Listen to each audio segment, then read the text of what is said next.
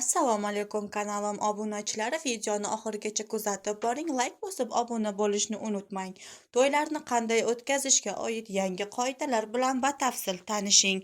Avval xabar berganimizdek, O'zbekiston Respublikasi Oliy Majlis Qonunchilik palatasi kengashi va O'zbekiston Respublikasi Oliy Majlisi Senati kengashining qo'shma qarori bilan to'y-hashamlar, oilaviy tantanalar, ma'raka va marosimlar, marhumlarning xotirasiga bag'ishlangan tadbirlarni o'tkazish tartibi to'g'risidagi nizom tasdiqlandi.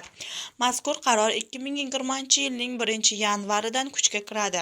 Unda to'y-hashamlar, oilaviy tantanalar, ma'raka va marosimlar, marhumlarning xotirasiga bag'ishlangan tadbirlarning quyidagilarga amal qilishi lozim. Nizomga ko'ra, oilaviy tadbirlarning o'tkazilishini tartibga solishda ijtimoiy adolat va qonuniylik, milliy urf-odat va qadriyatlarga sodiqligi, boshqa din va millat vakillarining urf-odatlarini hurmat qilish hamda jamoatchilik fikrini inobatga olish tamoyillariga rioya etiladi. Ushbu hujjat bilan bunday tadbirlarni o'tkazish tartibiga umumiy talablar qo'yildi. Unga ko'ra, oilaviy tadbirlar faqat bir kun, dafn etish marosimi bundan mustasno, soat 6:00 dan 23:00 oralig'ida o'tkaziladi.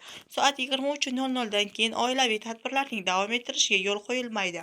Oilaviy tadbirlarda 200 nafargacha, mazkur tadbirlar munosabati bilan osh berish marosimida 250 nafargacha kishi qatnashadi.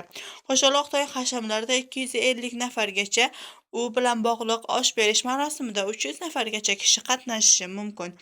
Dafn etish va motam marosimlari ko'pi bilan 3 kun mobaynida cheklanmagan miqdordagi fuqarolar ishtirokida o'tkazilishi mumkin. Osh berish marosimi bundan mustasno. Oilaviy tadbirlarni o'tkazishda quyidagi talablarga rioya etish shart. To'y-hashamlar o'tkazuvchi shaxslar tadbirlarni o'tkazishdan kamida bir hafta oldin yashash joyida fuqarolarning o'zini o'zi boshqarish organlarini xabardor qilish zarur. Azizlar, bizni kuzatishda davom eting. Xayr, salomat bo'ling. Obuna bo'lishni unutmang.